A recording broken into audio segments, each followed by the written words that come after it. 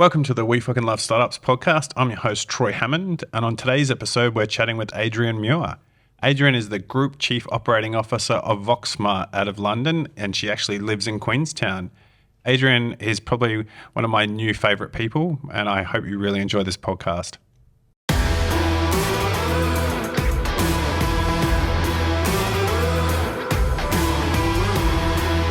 Kia ora. Thanks for tuning in to the We Fucking Love Startups podcast, brought to you by Talent Army. I love Wellington. Yeah, I love Wellington. Do you? Yeah, it's in my blood. I'm from Melbourne. Right. But I definitely didn't come here, you know, I was kicking and screaming is the absolute truth. Right. But and when I first got here, it was one of those you can't beat it on a good days, and I had two of those, flew out after just coming for the weekend, and I was like, oh yeah, Wellington was pretty lovely actually, and then so Beautiful. we came back. No wind. Oh my God, and I hated it for 6 months, but Look, now I love it. I think you've just got to know what you're in for, right, with Wellington. And I won't lie to you, I did sing You Can't Beat Wellington on a Good Day to my team this morning, and they were like, what is this? And I'm like, and a bad day too. Did you see the data? Did anyone see the data No. on the Wellington on a good day? So the guy, there's a guy who got sick of saying how many days in Wellington, so he crunched the data since 1890 on, like, it had to be over 18 degrees, it had to be this least amount of wind, had to be pollution levels with this, and he worked out that there's only been 7% of good days in Wellington since 1890. Okay, look, I don't send that data point to my husband, who refuses. He's 6'4" and about 125 kilos, and he got blown off his bike up in Mount Vic in front of a bus, and he was like, we're leaving. Yeah. When we were living here, he was like, this place is He's from Wellington as well? He's a Southland boy, so he's from just outside of Queenstown. So he's like, Wellington's nice to visit, but I think a lot of people get really upset about wind, right? Oh, you do. I get angry with Wellington. Do you? I need to leave Wellington every winter. So I need to go to Hawaii or go somewhere with the sun. Oh, do you, Troy? Yeah. I just need to get myself to the sunshine. Yeah. Well, but, being an Aussie, like for me, true. we normally have sun from September to April. And so in Wellington, like, even though Wellington's been the nicest I can ever remember over the last couple of weeks, but it's normally only 2 weeks that you get for summer. And so it's fair, and I think it's you've got to be born here, but it's always nice to come home. And I forget that I've been away for so long that it's so comforting coming back to New Zealand. Is like being wrapped in a blanket, but coming to Wellington for me is more so. It's putting the electric blanket on. I just love the smell of it. I know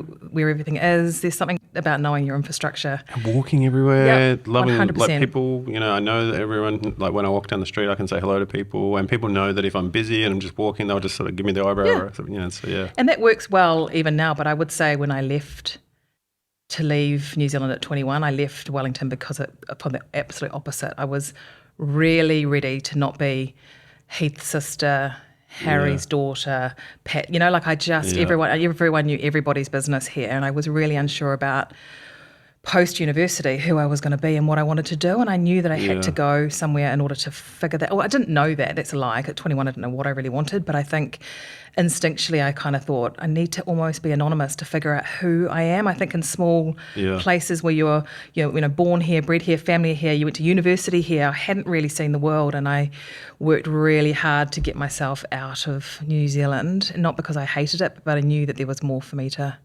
see and understand, because I wasn't sure. I actually thought I was going to join the police. Yeah, wow. And so you can be really anonymous in London, that's for sure. Oh my God, it's the best place to be anonymous, right? Yeah. You can be, and you can be whoever you want to be. And the beauty of being a Kiwi in London as well is, I recognised pretty quickly, was that no one could really pick your accent and say where you're from. So you'd say, I went to Victoria University, and they'd be, oh, okay, great. They didn't know. If you said Cambridge or if you said Bristol University, right? Yeah. They would not, they'd be, oh, okay, right. And Victoria University sounds like prestige if you just roll with the tongue. Especially when you say I have dry white wine there,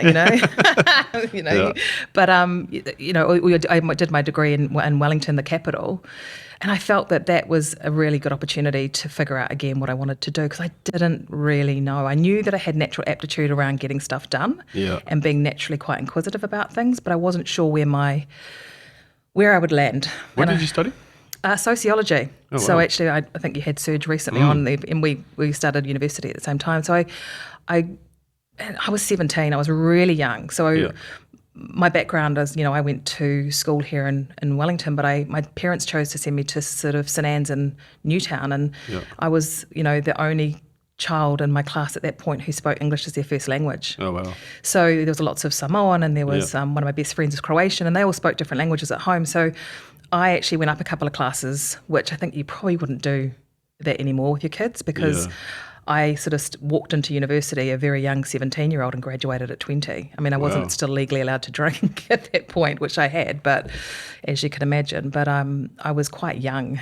And did your parents choose to send you there for a particular reason? Or? Yeah, so I think, my dad was working for the New Zealand Police, the Wellington Police, and my mum was a Karatani nurse, if ever anyone remembers that. She's a baby nurse. So Dad was very aware about, even back then, about just having diversity of people around you and how that would help you grow. Yeah. And he did make a conscious effort to send us somewhere which would be a little bit outside of our comfort zone. And full credit, he did an incredible job back then, being quite innovative in his thoughts around how he wanted to grow his children and how he wanted us to be as individuals. And I think that he had some really sort of clear visions for us. Not that he was pushing us, but he was like, I really want you to be around people that are not the people that you would see sort of day to day, right? So you need to learn about different culture. I want you to play a team sport, because that really teaches you about people that are really good at something and people that are mediocre at something and people that are not, right? Because I played netball from 6 until 39 and I was never great. But as I say to my daughter all the time, I loved it. Yeah. You know, like I loved playing team sport because, you know. Yeah. I think your dad and I are very similar. So I moved my kids from Martinborough. We had a really white privileged life in Martinborough. Lived in a beautiful big house, went to a nice school. It was like, full of rich little white kids. And then I was moving my kids back into Wellington, and I said to my now ex-wife, I said, I don't want them to go to a fancy school in Wellington. we're going to send them to Mount Cook, just there. And it was like, lots of kids from everywhere, a lot of kids that didn't speak English. It was a low decile school or high decile school. I can't remember the term here. But, and she was really against it. But I said, no, they've come from a really different environment, and they need to understand what the world's like before that they can start forming their own opinions. And it helps build curiosity, right? So you all of a sudden, I remember saying to my mum, why is it when I go to this person's house, they don't have cut up tomato and salad on their plates? Yeah. They have this. And she was like, well, that's Samoan chop suey, and I would love that, right? Or at their house, they don't cook their fish, they have their fish and milk, mum. And I'd be like 6. And I learned how to swear in different languages and stuff, just to be kind of crazy when I was younger and be different, but I think that what it did teach me more importantly was just that respect for different cultures, respect for different ways of thinking. Yeah. And also it was just fun. I mean, look, growing up, my friends joke about it. I mean, somebody said, what do you mean you went to St Anne's? It's like the mean streets of Newtown. And I was like, that was a great place to grow up. And I grew up in the house where my dad grew up. And so he was one of 5 boys that were born and moved here into Wellington, and their mother raised them. My grandfather passed away when my dad was 2.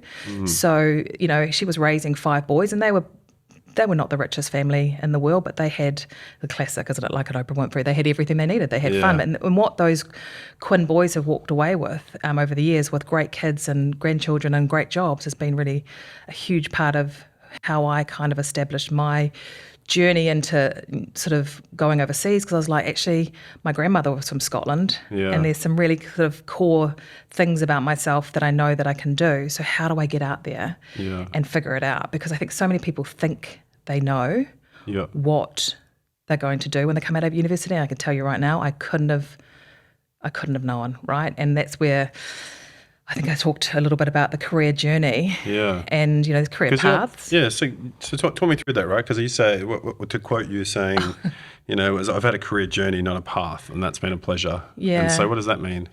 Well, I think that, again, as a mum, as a nurse, she kind of, because a nurse, and she was a nurse her whole life, and my dad was a police officer for 37 years, right? So that's a career, and that's great, and they were amazing, and I really respect them for that. But when I kind of came out of university, I'd learned some really key skills, right? Just about discipline and maturity and reading. It was just things and then I just had a real curiosity to travel.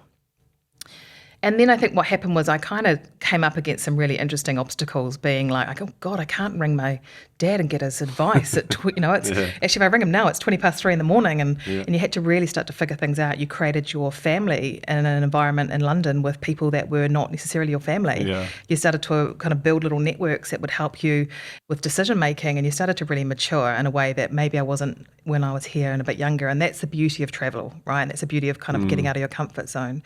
So my first job, actually, I think I've been in fintech actually since I was 20, and it wasn't called fintech back then. It was cool, but there was a huge trading floor in London called the London International Financial Futures Exchange, which was I've got this vision in my head of that early days, financial trading, that's it. stock. And all the bright coloured coats. Yep, that was us, right? So I'm seeing Eddie Murphy now, actually. Yeah, you're seeing Eddie Murphy. Well, I'm the person, I'm the one that's sitting in the project team or on the other side of London, thinking about how we're going to take their jobs from them and turn it into electronic trading, which was quite scandalous at the time. And there were a lot of brokers and traders that were really unsure about what electronic trading looked like. Why would you take something that works with your sort of, they had all the hand signals and it worked. And actually for markets to evolve, they needed to make these changes, and Life was one of the first that really did that. And I was only 22, and I kind of... How did you get this job at 22?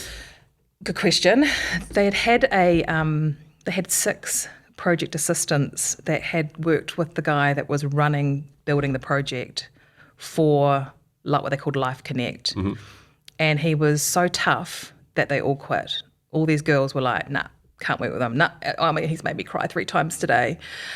I have a brother. I've got 5 uncles. In fact, I'm the, and I'd come out of these working for the police also before I went over there, and I wasn't really intimidated by that. And I think I'm not saying that all those girls were either, or that his behaviour was right, but actually I kind of just turned up and was like, okay, what are we doing here? What do you need from me, and how does it work? And then actually I realised that he was probably quite like a lot of my family, just quite grumpy. And I could do grumpy.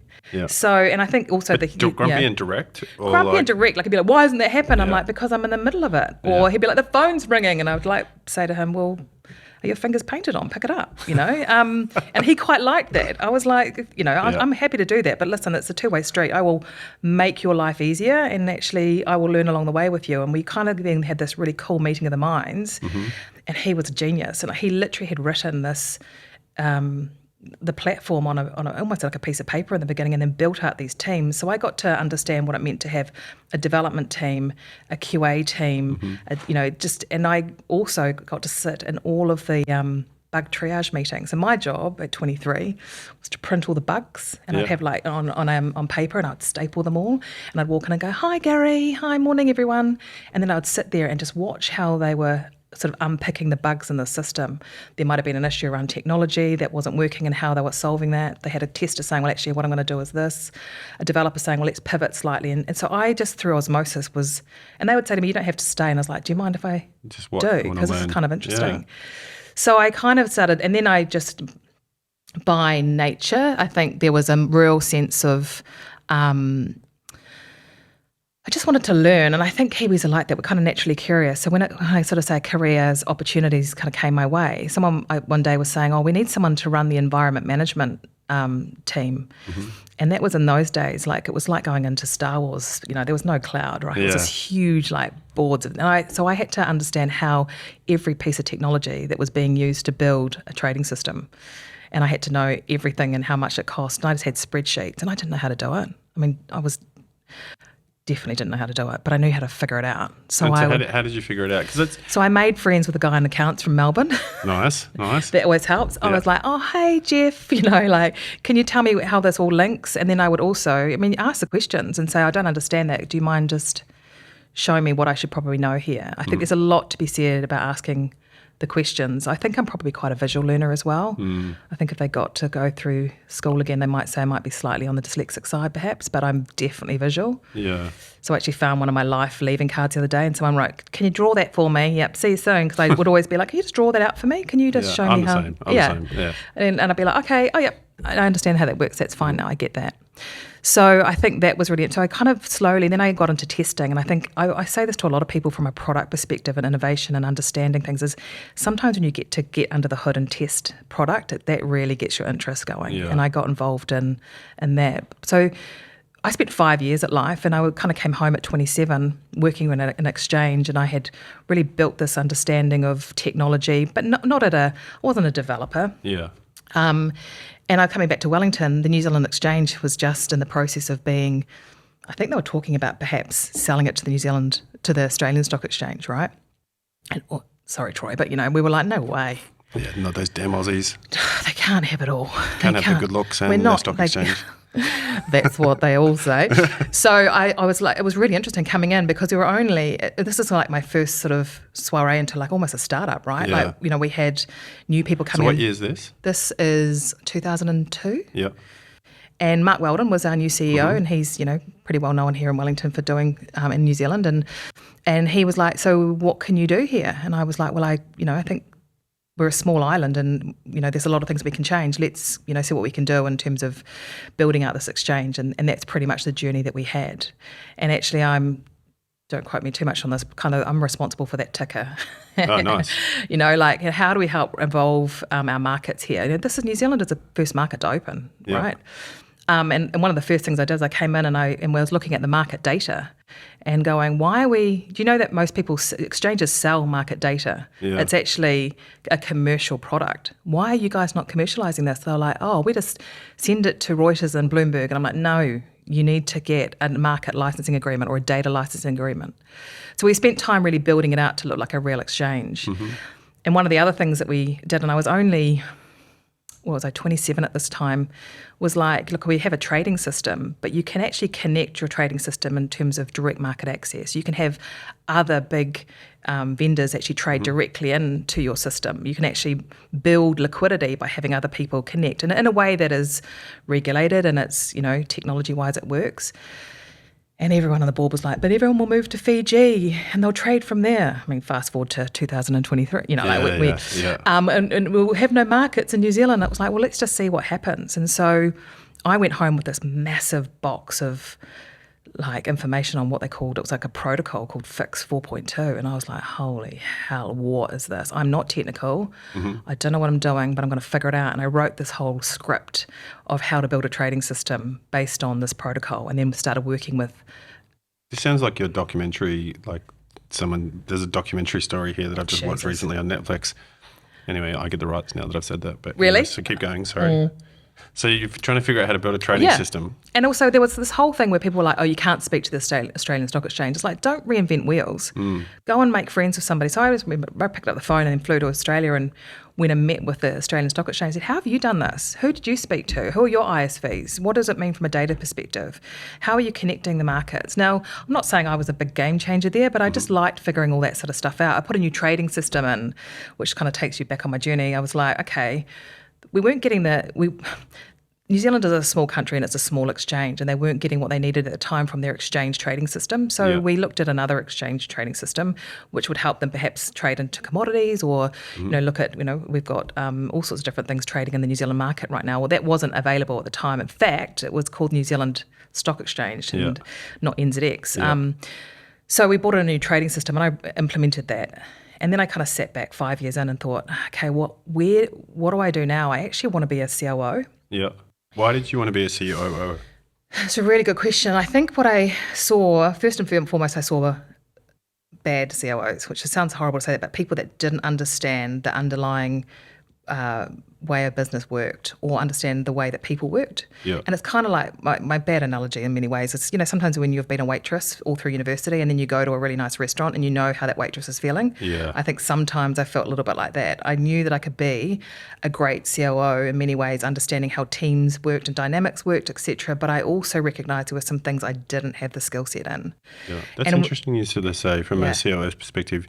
You've said people and teams first before you've said process and operations and things. And so obviously something, that cultural element is very important to you. 100%. Why? Because I think that, first and foremost, coming from an exchange background, those processes and operations are built into the DNA of the people that work there very much. And you can have the rock solid processes, and that's great. But if you've got people that are not collaborative and are not necessarily values based, or are just, particularly when you're building businesses, it becomes incredibly toxic and it's not a fun place to work, right? And I recognised that when I saw leadership in a way that I didn't think was sort of bringing together people to execute against a strategy, particularly around operations. I also recognised that I couldn't come from a regulatory background. I'd worked for exchanges so long that if I picked up the phone and spoke to a broker and said, can you please come and have a conversation with me, he'd be like, yeah, totally, right? Yeah.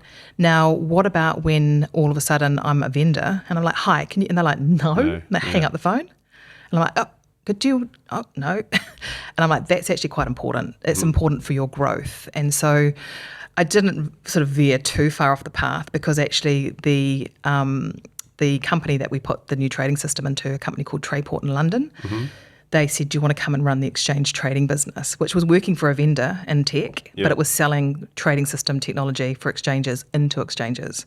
And I was 34 and I was like, yes, of course. It was probably one of the ballsiest moves I've had professionally. Had you met your husband by this stage? I had met him, and he said, well, why don't you go and see? I just moved him from, I say moved him. I was like, come to Wellington. It's the most beautiful. You can't beat it on a good day. It's so beautiful here. He was like, is it? Yeah.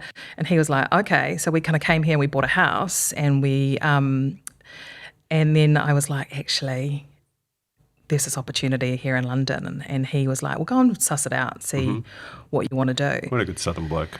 What a good Southern man. Yeah. He's a great guy. And I think actually when I came back, he proposed. He knew what he was doing. Yeah. He was like, oh, God, I better put a ring on it. No, he didn't. So we went off on an adventure in 2008, and I hit London.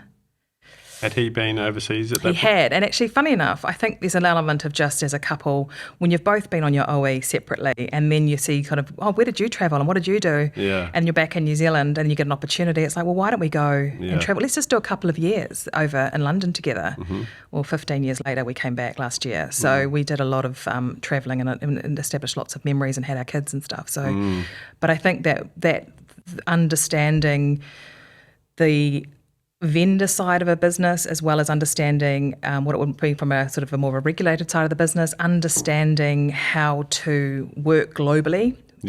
So it's all very well working for small New Zealand companies, and I don't mean that in a disrespectful way, but understanding how global companies are working and how a company based in London is distributing its technology to, Norway, the US, that was pretty... Oh, you can't buy that experience. You can't. And it was, and I was 34 running a team of 37, that was a full business unit. So did you take that role specifically because you were goal focused on being a COO and wanting to pick up the skills along the way, or was it just something that you thought great to see it from both sides, or... Yeah, I think I did. And I only say that now. I think the reality is I knew where my weak points were and what I needed to fine-tune. I knew there were areas that commercially speaking, when it came to understanding the vendor space, I don't think I had that skill set.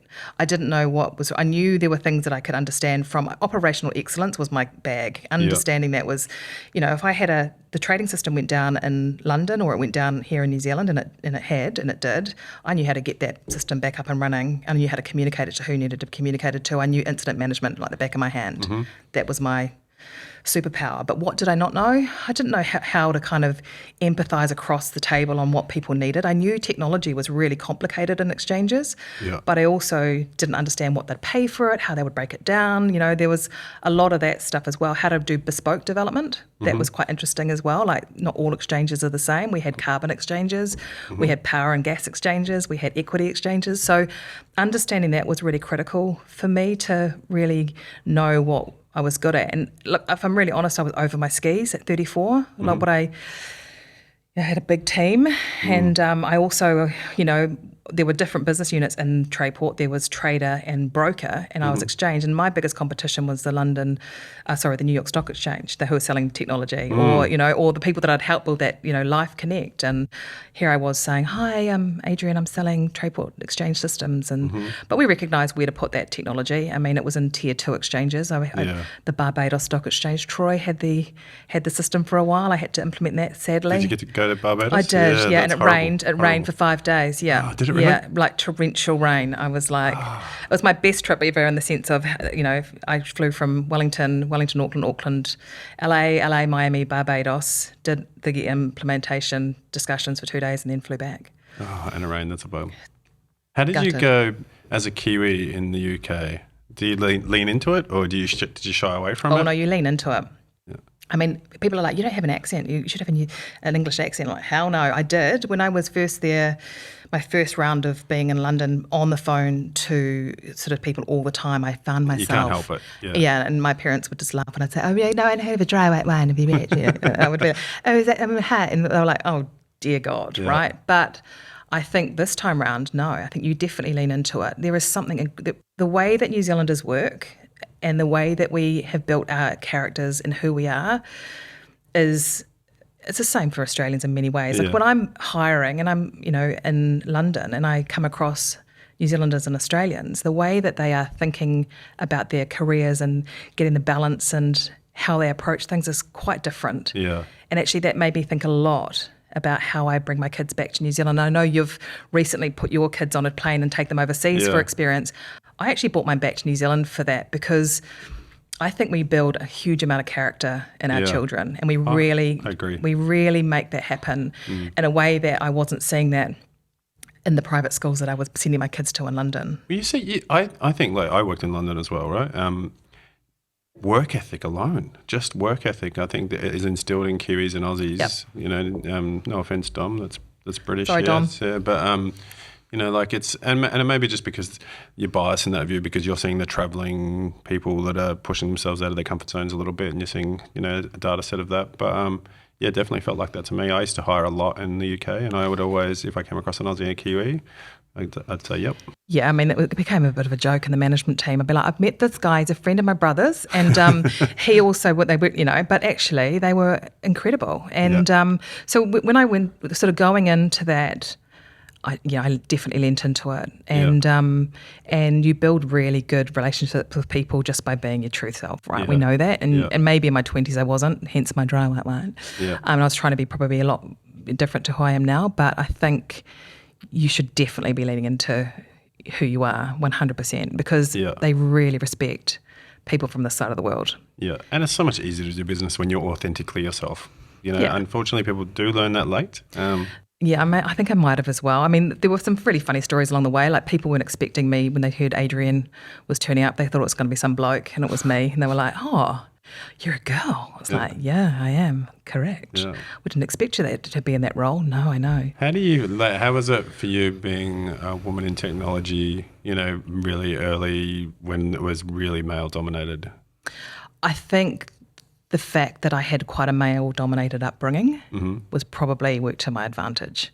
The fact that, I don't mean, my mum's got three brothers and dad's got four, and then there's my brother and then all his mates and all, I think I'm a very, very, don't get me wrong, I'm a very girly girl, but I wasn't afraid of that. And also growing up in an environment where my dad was quite senior in the police and there's a lot of, he taught me a lot of things around, everyone's the same in many ways. His classic saying was, everyone puts their trousers on one leg at a time, Adrienne, and he would always say to me, why are you looking to be a nurse when you can be a doctor? Or just kind of pushed me to think a little bit differently in many ways. And I think, to your point around leaning into being a Kiwi, I think I really played that to my advantage. Yeah. And I would ask questions and be like, oh, sorry, hey, I've got a question. And I think everyone quite respected that. They'd be like, no, it's cool. Let's just, because actually, as we know, 4 or 5 people around that table don't know the answer to that either. Yeah. Right? Everyone's just pretending. They're all like, oh, thank God she asked that. Actually, hold out. Adrienne's bound to ask this question or she'll ask for it to be whiteboarded and then we'll all know what it means. Please draw that on the whiteboard. Can you draw that? I'm trying to figure out how that feed connects into that API. And they're all nodding in, but actually that was probably quite good. I think, look, without sounding like I'm trying to kind of split what works for a man and what works for a woman in the environment, I think we do come with a different sort of set of skills. And I think, just the level of empathy around understanding different, environments, I think that helps. I think, I also was pretending for a while. I did slip into that, well, if I'm in a man's world, I've got to be like that. And I hid a lot of who I was. And I really regret that now when I speak to a lot of women, as they're kind of going through their careers and say, Yeah. don't do that. You don't need to do that anymore. You don't need to be, I'm here at 7:30 in the morning and I'll go for whiskies with you guys all at sort of, and there was a lot of that when I Yeah. was kind of in the London markets, and I was drinking ale. I hate ale, like Yeah, well, not- because Yeah, not dry white wine or gin that you brought onto the podcast for me. you are- Thank you. you are welcome. Just plug that in case anyone else wants to. you can't get wrong with some good gin, that's for sure. And so VoxSmart, did you go from there to VoxSmart? So from Trayport, I took some time out, and then I thought, actually, maybe I want to go back to an exchange. Yeah, I really do. I think that's where I want to be. What was I, 39 at the time? So I went back to London Stock Exchange. Yeah. And no, actually, it was actually probably quite a good thing to do. It was my stepping stone back into work in London after, but I. Was children? So I had Alexandra in when I was at Trayport, and that was interesting. I sort of took 6 months leave, and then I headhunted my own mother, who was a nanny at the time in New Zealand, and said, "Come to London and look after your granddaughter." And she was like, "Damn right I will." So she came over and helped me with Alex, and then I got pregnant with twins. Yeah. So I got pregnant with twins in 2013. And while I was still at Trayport, now sadly John died when he was 8 days old, which it was a huge traumatic incident for our whole family because we weren't aware that he was unwell. He had a undiagnosed genetic disorder that meant that he never had I guess they call it the compatibility to survive. Yeah, I was reading about this, and can you explain that to me? Yeah, so we're all quite often we're all familiar with Down syndrome, and that's called, I think, trisomy 21. Yeah. And then there's Edward syndrome, which is trisomy 18, and then there's trisomy 13, which is called Patel syndrome. And both the boys were not identical, so they were in separate. Because it was John and Harry, who I've got now. Yeah. And they were in separate sacs, if that makes sense, or we know. So, I mean, I had to learn all this too, by the way. In fact, when they said I was having two, I thought they were giving me the peace sign, like... Everything's okay. Everything's fine. And I was like, she did, and I was like, oh, crikey, what do you mean there's two? So did you learn in the labour that you're having two? No, I definitely, Christ almighty, they were big boys, trust me, there was no way. No, I'd had, as we all know, often the journey of having your children is not an easy one. Yeah. And I'd had a number of miscarriages in between with Alex and this. So I had an early scan to see everything was working, to which that's when they did the peace sign at me, and my husband said, our car's not big enough, this is not possible. Well, but your husband goes straight to car. 100%. There's, I love that. So I carried this pregnancy through to about 30 weeks, and then we noticed some issues with John, where there were some issues with what they thought might be Down syndrome, and I was like, okay, well the dice is rolled. We can figure that out. Yeah. And then I was having regular scans, and we noticed that John, actually his heart was stopping. So I had not an emergency, but this, in terms of operational excellence, St Thomas's Hospital in London, best one to watch. I remember thinking they all just had these like hand signals or whatever they did, and I all of a sudden was in surgery having the boys. They didn't know, just in terms of what John had, that those pregnancies tend to miscarry. Yeah. And they don't, or they pass away quite early. But John didn't. He tracked with Harry the whole time. Like, he had the same weight the whole time. Like, we really didn't notice. And so it took a long time for these incredible doctors in London to figure out exactly what John had. So we did have, it's like one of those situations where you're thinking, would it have been better to know at 20 weeks? Would it have been better to know? Who knows, right? Trust me, I've been through this a million times in my head.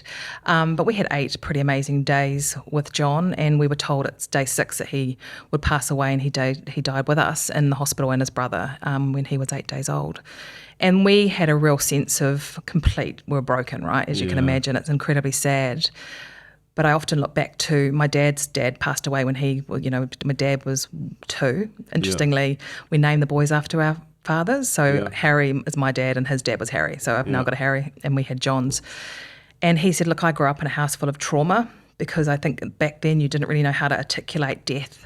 Yeah. And they probably didn't talk about him. And I thought there was really simply a path that I could take. One, which was, we don't talk about this. Yeah.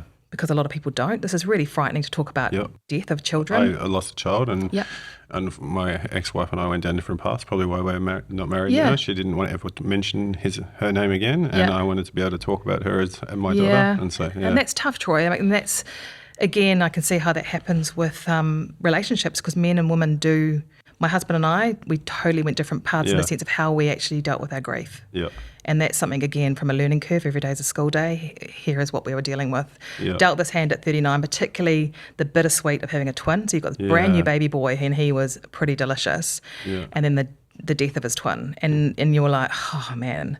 So I kind of sat back, and Stu and I did a lot of talking about that. You know, I think it's the stats. You did a lot of fundraising for the hospital. We did. We did a lot of talking about what we wanted to do, but equally how we stick together as a family and how we take the good out of this. Like, as John passed away, we were like, we are going to live the best life for you, mate. Yeah, like, that's our job. We are going to make sure that Harry we're going to look after your brother. We're going to make sure life is worth it. So we raised nearly £35,000 for the hospital. I mean, I abseiled off St Thomas's Hospital. I did, I mean, all these crazy things with awesome people over there.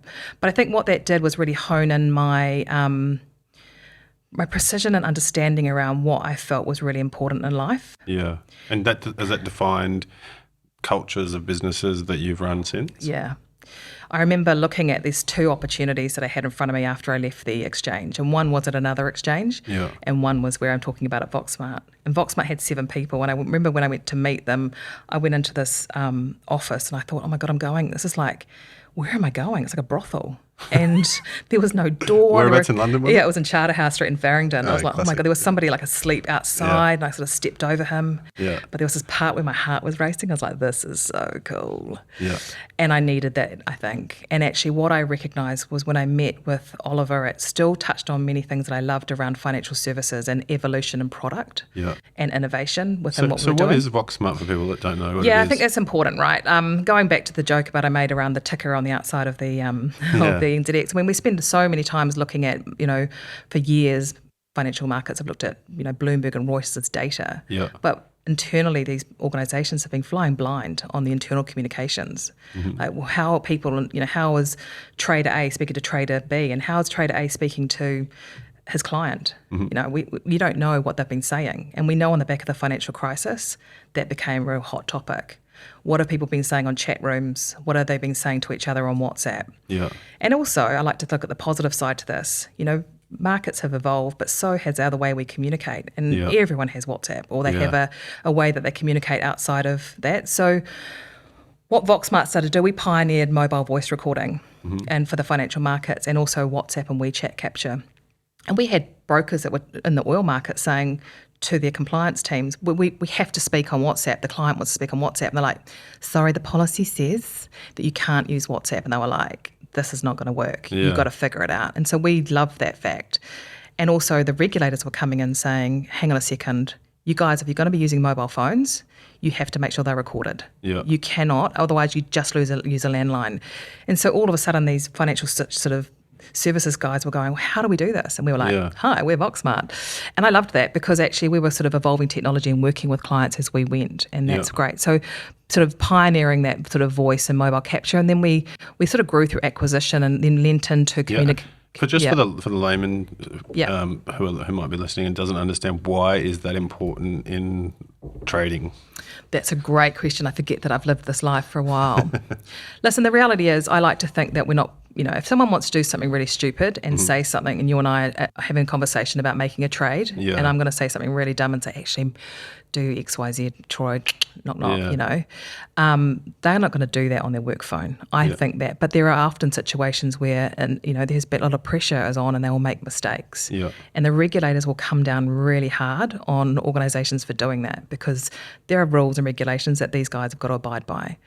So it's really important that we sort of focus on making sure that is captured. Yeah. Because you can look at emails, right? But what about the kind of, I call it the communication bubble that happens around that? And it's become more important, but it's also become important and evolved because actually you start to really build a picture about what's happening in the markets now. Gone are the days where it just is about executing just, that price to that price. Yeah. There's a lot of information now. People are looking at behavioural analysis. They're looking at in sentiment. We do a lot of work with AI and machine learning. And also, NLP, and we are really looking. Brokers want to hear, the bosses want to hear someone saying, "Oh, hi, Troy, it's so nice to hear from you today. How can I help you?" And it's like, okay, that's what they're looking for. We actually do sort of the voice transcription piece as well, and we set up alerts. So if someone's saying something which they think might be a concern around a particular trade, we can pick that out and make sure it's alerted to the compliance teams. Well, that's fascinating. It's really interesting stuff because we're really big on financial services. But if you can imagine back with COVID, and I was managing teams with COVID, pharmaceutical companies were coming to us saying, actually, we're hearing that we've got some of our guys that are walking around with Pfizer in London right now and just giving it to their mates. So actually, maybe we need to be looking at mobile compliance. Wow. And I was like, yeah, but there's a lot of people looking at that, or legal, right? The legal teams. But we primarily deal with large institutions. We deal with ANZ, National Australia Bank, HSBC, and just build our technology. So how did you know that this was going to be so important when you're in an alleyway stepping over a homeless person to go into this 7-person business? Maybe just gut instinct. I'm not sure. I think at that time I knew that there was a piece of regulation called MiFID II, and that was making some changes. I knew that the global financial crisis had happened and they would be making changes. I knew that they recognised that there were 3 man in a coat stand kind of guys having these conversations with what they called sort of like chat, which caused issues with the LIBOR. I think there were some issues that happened there that caused a huge amount of trouble. But I liked to sort of see it as the positive piece around the fact that there are, I also saw people that had been fired with, and lost their jobs, when actually if they'd had the ability to kind of go back over what they had said and said, actually, that's not the case. It's his word against mine. It's all very well to have a landline, but what else? Yeah. And so this is actually just about an evolution of the markets now. I mean, communication surveillance is a big piece, particularly in the financial markets. Yeah. And it's becoming more and more important. I mean, we just had Morgan Stanley in the States get fined the other day for using WhatsApp. I'm like, why? Just get our technology guys and don't worry about it. Like, sounds really easy, right? Just Morgan Stanley, call me. But these guys, they're being fined, and I think that's not okay. I think these big corporations need to be leaning on fintech and leaning on regtech. And, we do this 100% of the time. So don't try and do it yourselves. Look out there and look at what's happening in innovation worldwide and utilise some of that technology and implement it. Now, it's not as simple as that because we know that, but we do have some really big tier 1 banks using our tech for exactly that reason, and I applaud them for it. Awesome. And so did you go into this role as the COO? I did, yeah. Cool. And then I talked about this before, like culture is obviously something really important to you. Yeah. I read an article on you that talked about how you'd handled things through COVID and you won some awards off the back of culture and because of that. And so for people listening to New Zealand where COVID wasn't as bad, true, yeah, you've got offices in Madrid and London and the likes. And so can you talk us through that? It's really hard to articulate what it was like when you were in it. And I think that we did. We recognised pretty quickly. Most of London started shutting down sort of in March 2020, and I actually shut our office down a week before because I kind of recognised that this was going to happen and wanted to be relatively prepared for that. You're dealing with, I wonder often if this is where my empathy levels were quite high on the back of losing John or just the way. But I was like, hang on a second, we're dealing with, this is another form of trauma, right? And it was like Spain in particular, it was pretty heavy. Yeah, it's crazy to think about it now, but I was hiring somebody into the business. He said, I can't actually start next week because my sister just died of COVID. So what I'm going to do is start in 3 weeks' time. And I was like, righto, okay. And I started to realise I had another incredible guy that worked for us in Madrid, and his wife was an ER doctor, and her job was to make sure that all the dead bodies were moved out of the main area so they could get all the rest of the people. Like the stuff that we were dealing with day to day was ridiculous. Plus, we were in the process of doing a Series B fundraise and talking to every VC under the sun. Wow. Plus, my kids were being homeschooled from home by me badly. It was incredibly hard. So I put a huge focus on wellness and resilience, right? And, the beauty of being in a sort of a startup, sort of scale up is that you can work quickly to make changes. So we had like a wellbeing allowance, which enabled people to have the equivalent of £50 a month towards like a yoga mat or a pair of running shoes or a online yoga course or whatever it might be. Somebody used it for Deliveroo to bring in a bottle of wine for them. I mean, I'm not going to start to get, finicky on what you're going to use that for, but let's recognise that this is really tricky. Yeah. Madrid was so badly locked down at one point that we had one of our senior sales staff, she was at home like on the 19th floor of this apartment with her 8-year-old son who hadn't been outside for a huge amount of time.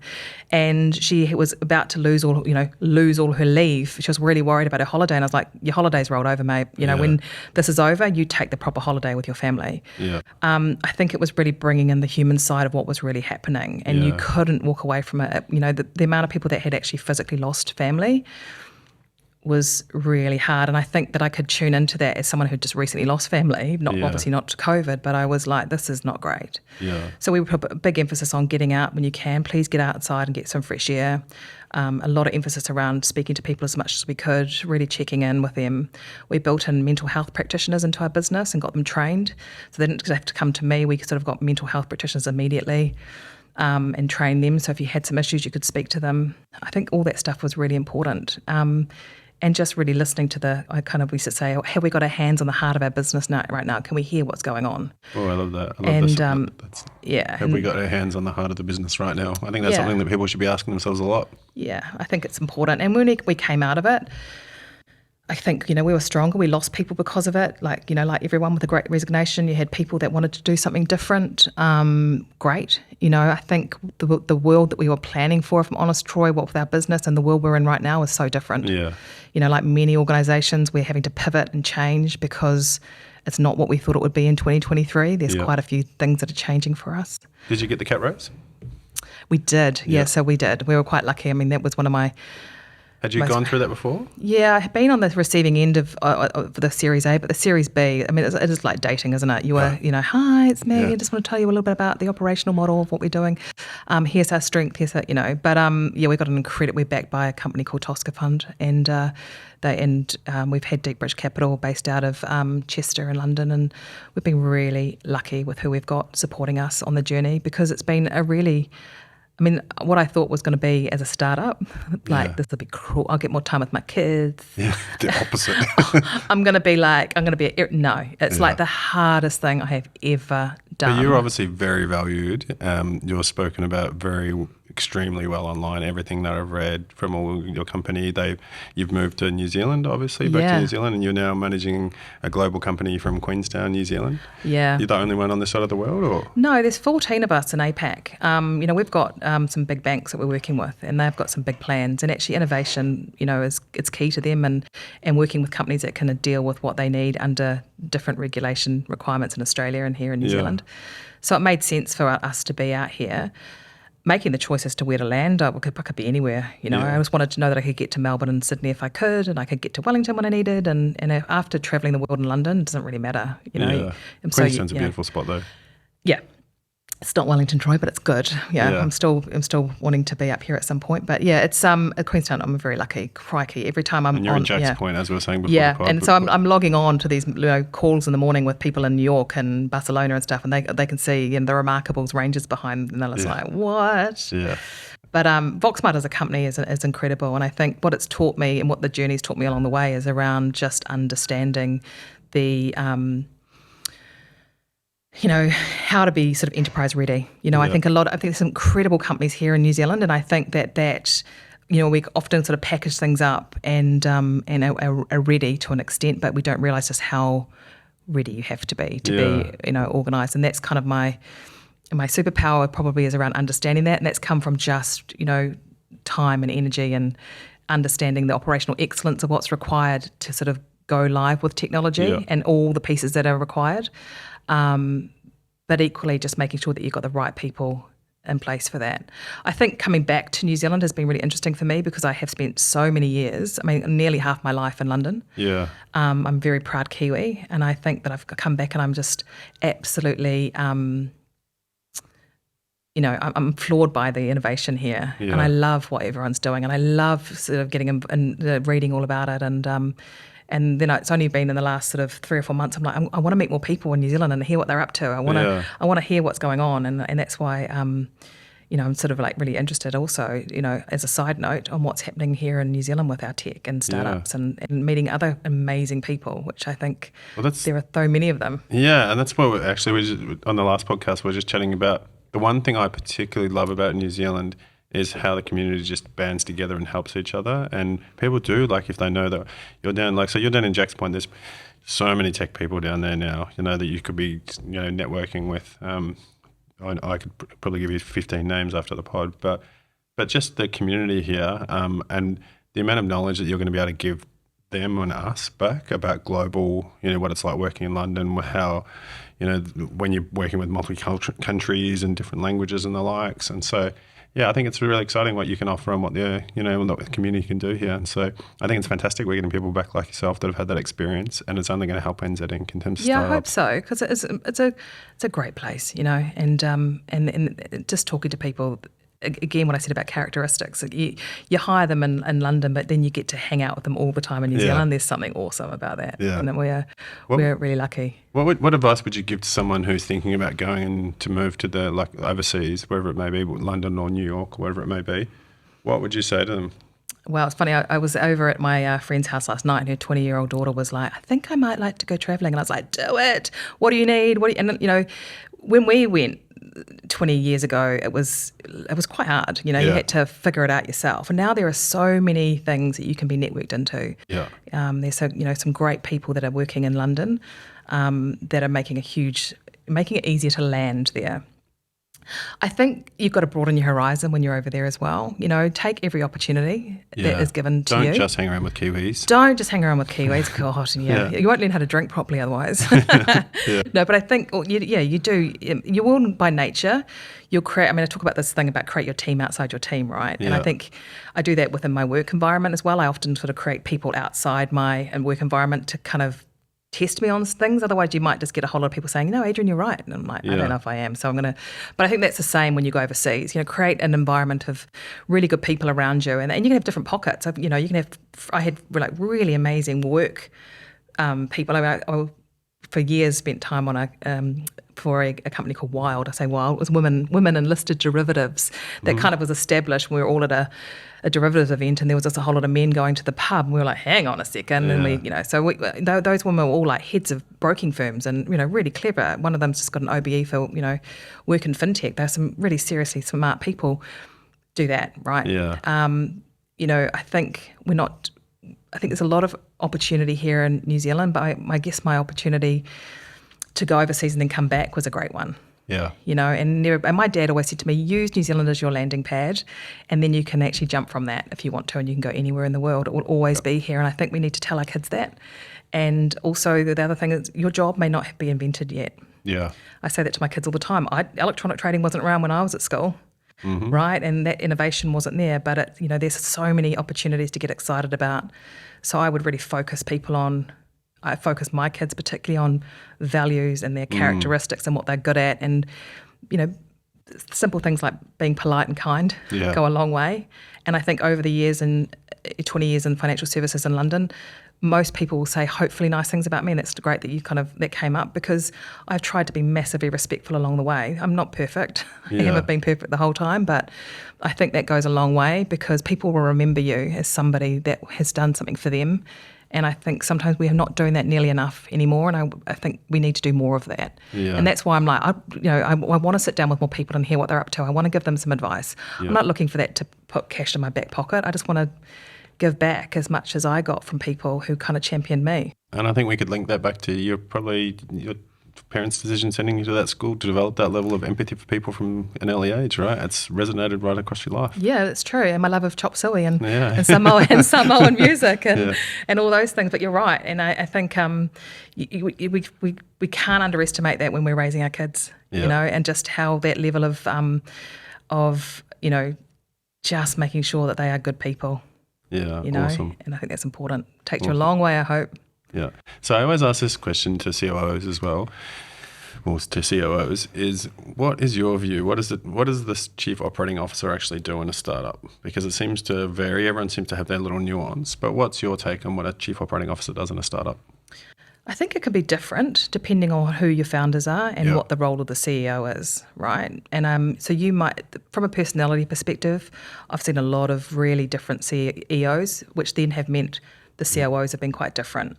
So I think actually one of the things that I've learned is finding that CEO that I could work with really well. And Oliver and myself have joked about it quite a lot, but his strengths are actually my weaknesses, and vice versa.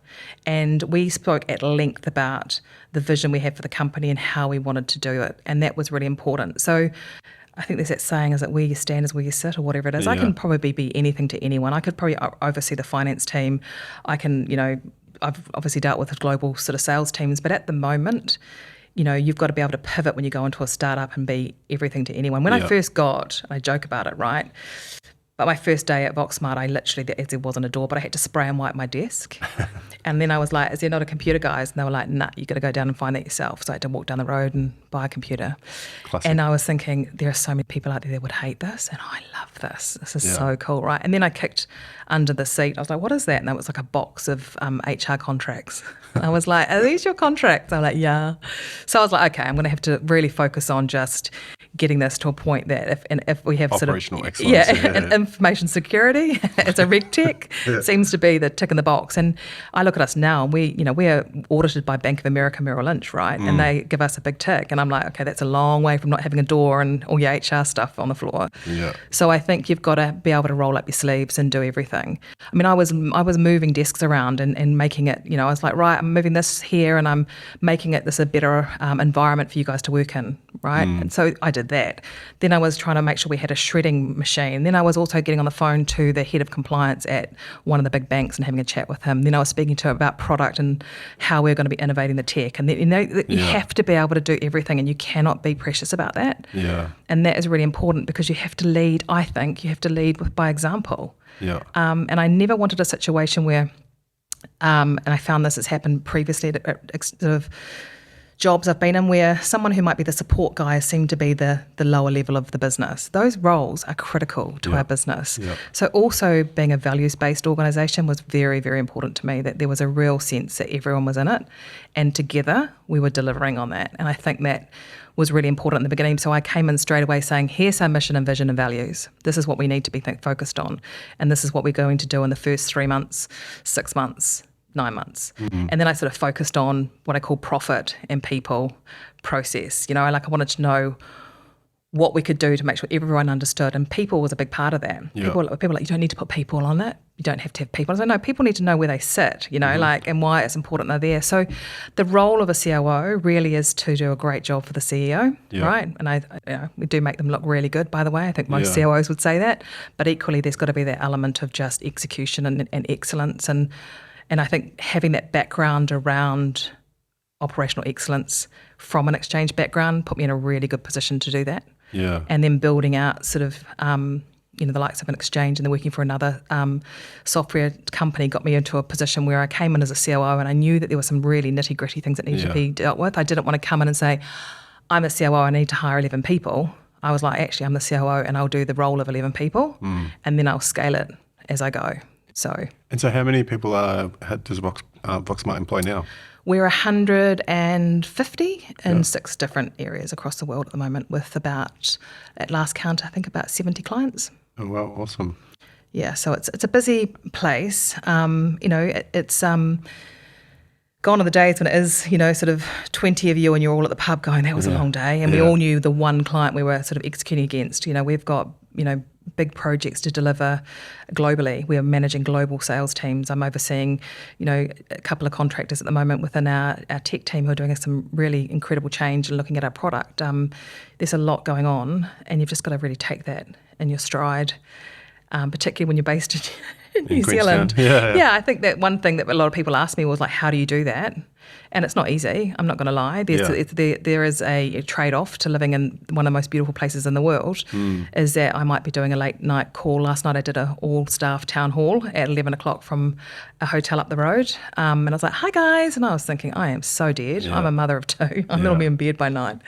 But that's a big part of it. They need to hear from their COO. They need to hear what's going on. And I kind of hosted a panel type discussion with the management team and asked the key questions to kind of enhance transparency, but also to remove a lot of rumour that I think was happening in the market. So it's hard, but there's lots of positives to it as well. Do you think COVID's made it easier now for people to be able to move back home to New Zealand? Yeah, for sure. 100%. I mean, I always thought that maybe I'd come home and do something where maybe I would, I don't know, oversee Asia Pacific or something along those lines. But we're so used to being on these calls right now. We've got a very dispersed global team, and there's two sides to this. You can have all your management team in one place in London, or you can have them globally distributed. And when I'm, speaking to somebody at ANZ, they don't want to wait 24 hours to speak to somebody in London. Yeah. They can speak to me, and that's the same. And we can sort of run things. Oliver might say to me, I'm going to go to bed now, but can you pick up on that and we'll talk about it in your morning? And it's like, so there's a lot of advantages to it if you get it right. You've got to have really good staff around you to make that happen. Yeah. But it's definitely doable. And it just takes a bit of adjustment. Yeah, awesome. And what's your growth plans now in terms of VoxSmart? Well, as I said to you before, I mean, we had a discussion around this recently, and I think what we planned for versus the reality of the world right now is quite different. Yeah. And that's a bit of a, oh my goodness moment, right? But that's not a bad thing. I think that we have got to still deliver to our clients. We've got some incredible clients who are waiting for some of the innovation we have around our tech. Now's not the time for us to be going out looking for those big fish and having those big conversations with people all the time as we have in the past. I think we need to really make sure we're doing what we do well, and that's kind of what we're doing. And saying that, the whole trading floor and everything we have around us in markets is it's an interesting place when it comes to data and unstructured data. And we've got really interesting stuff happening with, as I said, with machine learning and NLP. So we're having conversations with people about that. Yep. Yeah, exactly. And also I would say the penny is dropping around the importance of what this data can do and around communication data and how it can be utilised. And more people are saying, yeah, actually, it's a really good point. I mean, even I've got a WhatsApp group. I mean, there's very few people that don't have that. And actually, maybe we need to utilise this and see it as a business tool and agree to use it and leverage a company like VoxSmart to enable that. Yeah. Right? And actually now, I mean, 6 years ago, Troy, no one knew what we did. I mean, I had to sponsor a hat at a cricket club saying VoxSmart with all these financial provide, and they were all like, what do you guys do? Okay, right, here we go. But actually I quite love that. Like I get to tell the story about what we're trying to achieve. And so I think the growth plan would very much be around keeping us stable, keeping us in a situation where our tech is kind of, continually being, it's evolving and it's stable and it's delivering to the clients. I think that's really critical. Not making massive, decisions in this next sort of year, but I think it's still a growth story, very much around delivering to some of the key clients that we need to get to. Do you think, what's your take on what's happening in the recession at the moment? I think, we're seeing it every day, aren't we? And we're having, particularly in technology, it moves so quickly. I was speaking to the HR person for VoxSmart the other day, and she was saying, it was on the back of the Great Resignation, all the tech people were, they had jobs coming out their eyeballs, really. Yeah.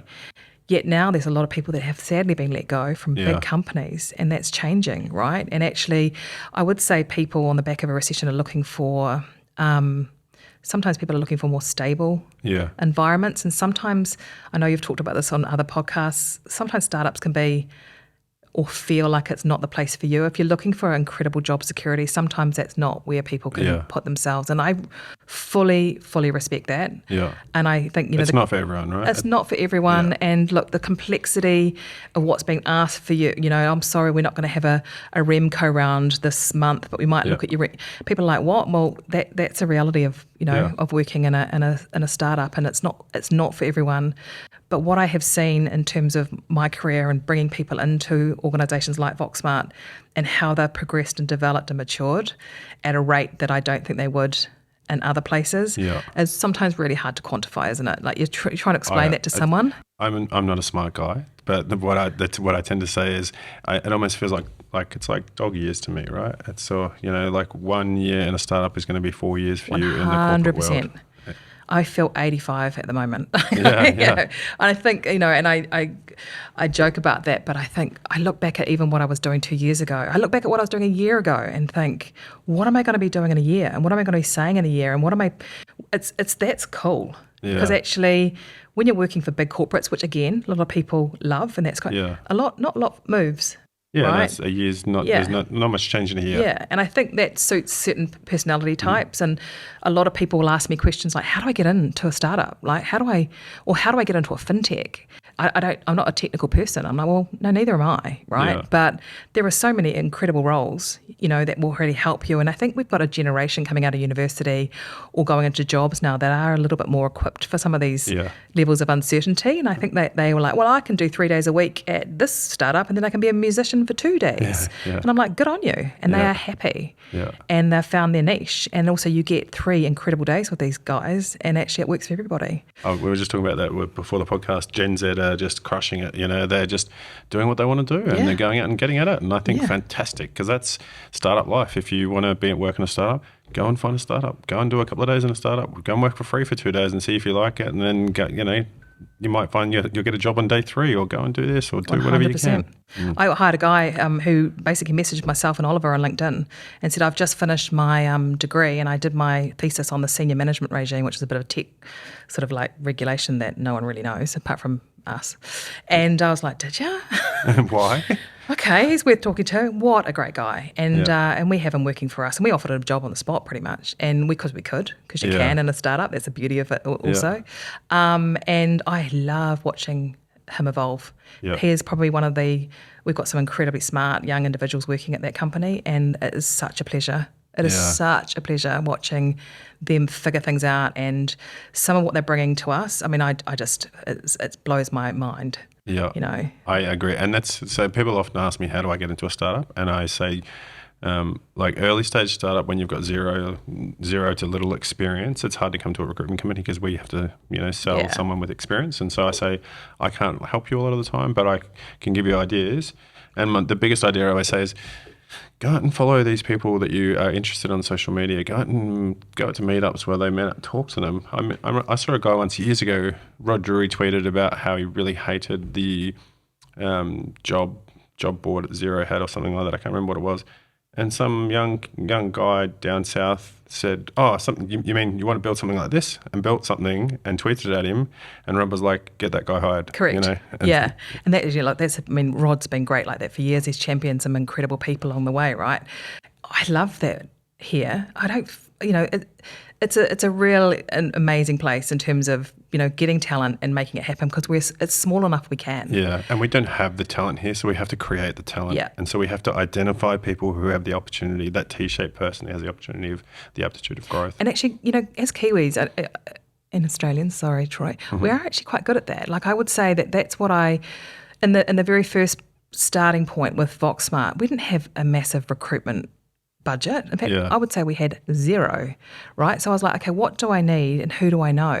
And actually the CTO that we had for a long time, who came in as our information security guy, was a guy I'd worked with at Trayport, and I rang him up and I was like, where are you? And he was like, I'm working at Deloitte. And I was like, do you want to work at a startup? It's going to be, he was like, actually, yeah. And I was like, great, come on and have a chat. And then he came and worked with us, and he was, it was great. And we've hired people that I've known, and people kind of know me and know my brand and know how I work. So they kind of joined, okay, well, she's there, I'll come along. Yeah. I mean, that's how you've got to hustle in the beginning, because, and it's very much in the early days, it's just around getting people that are going to gel well together, because it is stressful and full on. And, you need your people around you that that you can... you might be working for 25 hours straight and blow up a little bit, and people that love and respect you around you, or just people that are, understand and get you. But and then when you need to hire, there's good recruitment companies out there, I hear. I've heard that word on the street. There's a couple of good ones. It's true. But you're right. In the beginning, you built some beautiful relationships. Yeah. Some of my very dearest friends are from, I've met in the depth of like those hours, when you're in the trenches doing stuff. They're the ones that actually are still some of my greatest friends are from that. 100%. I think I always see people are always chasing that first dragon of the first startup that they ever worked at, because that's where they just meet these amazing people and form such lifelong friends with. And that's very true. Cool. And we're lucky, actually. It's a great story, and I'm sure that's the same for everybody. But I think it's those people that really know you when you're at your best, and then when you're at your most stressed and worst, are the ones that actually are there for you whenever you need them. And I know that from a personal perspective. Obviously, with what happened with me in London, I had some amazing people circle around me and just keep me afloat, and I am forever grateful for that, and I will do the same for them in return. Awesome. So if you've listened to this podcast, and Adrienne, you probably know the last question I'm going to ask you. And then I ask everyone is that what makes you happy? Well, I think I was going to say gin initially. Yeah, well, your gin made me happy. Yeah, that was what you were going to answer, weren't you? Yeah. Look, I think at the heart of it, I love, and what makes me really happy is watching people grow and succeed and do really well. And I don't mean to sound like an absolute tool when I say that, but I've identified some incredible talent over the years and watched them succeed, and that is just music to my ears. I've seen people that have started, women who started as receptionists who are now running full-on trading floor operations areas and stuff. Awesome. I love that. But at the heart of it, I'm a mum as well, and I have always wanted to be a mum, and I get so much joy out of having it both, having a really great job and having an incredibly smart and family, and that makes me really happy. I'm getting a lot more out of it here in New Zealand as well. I'm picking up my kids after school. I'm seeing them bike to school. They are swimming in the lake. They're being Kiwi kids, and it's not lost on me now that actually is bringing me so much joy. Yeah. They still, some of them, they still don't like chocolate fish. It's a worry. They're very English in many ways. Chocolate fish I'm working on it. I'll tell you a really quick funny story. When I first got to New Zealand, my first morning here, I woke up stupid early because my in-laws and my wife at the time were still sleeping. Went to a cafe here. And I knew nothing about New Zealand. The accent, I couldn't even work out the accent. It was foreign to me. And I said, can I have a latte, please? It would have been a latte, not a flat white at the time. And she was like, yeah, sure. Do you want a chocolate fish with it? And I was like, what? And she said, do you want a chocolate fish? And I said, no. And then so I stepped in line, and the next person came and she was like, oh, I'll have a flat white, please. And she was like, do you want a chocolate fish? And she was like, oh yeah, I want a chocolate fish. And then I was like, what the fuck? I want one of those. It's my love affair of chocolate fish has started since then. See, there you go. And I'm working on that. I failed to recognise actually, my husband and I are Kiwis, and we brought the kids home. They were English. They were born in London, and they were English, and they are still got their posh little English accents, and they're working on that a lot. But yeah, I don't know what I thought, but bringing them back has been really interesting, watching it through the eyes of these kids, because they are seeing things that I've just taken for granted growing up in New Zealand as an incredible place to live, and they're still really worldly. I watched my 8-year-old walk through Singapore immigration like he owns a place, and I think, cool, man, because you're going to do some amazing things in life. But equally, there's something lovely about being around your family and the people that love you. Getting outdoors. Getting outdoors, or just look, I mean, my daughter now is walking down to meet her friends and biking everywhere. She couldn't do that in London. Sadly, in London, we were in a situation where someone was stabbed outside her school, and the violence that we were seeing, what she saw and what he probably was aware of is stuff that I just thought, we can hold off on this a little bit longer. We can go back. And, I'm not saying we hide from crime necessarily. My father would be appalled by me saying that, because as a police officer, you can't do that, right? Yeah. But I think, I love the fact they can bike to school, and bare feet was an unknown for them. Yeah. The other day, my son was like walking around the supermarket, goes, I'm in bare feet, Mum. I was like, you're going to have filthy feet, mate, but well done. I thought that was the weirdest thing in the world when I first got to New Zealand, but now I'm like, every day. Yeah, I love it. Yeah. Well, it sounds like you have had a fantastic life, and I think even more so you are living an amazing life for John, and I just want to say thank you so much for coming on the podcast. I really appreciate it. Thank you so much, Troy. It's been an absolute pleasure, and I'd love to hear more about what's going on in New Zealand, so it's exciting times, I guess. Awesome. Well, let me go off and intro you to some people in Jack's Point. I'll get more gins, eh? Yeah, cheers. Thank you. Thanks. Well, anyone that comes on the podcast and brings me gin, in my opinion, can come back anytime, Adrienne. I love chatting with you. You are a very warm and honest and authentic person, and I really hope that you find great people in Queenstown to connect with and share that wisdom that you've garnered throughout the world. Thanks for coming on. This podcast is produced by John Otaka from Empire Films.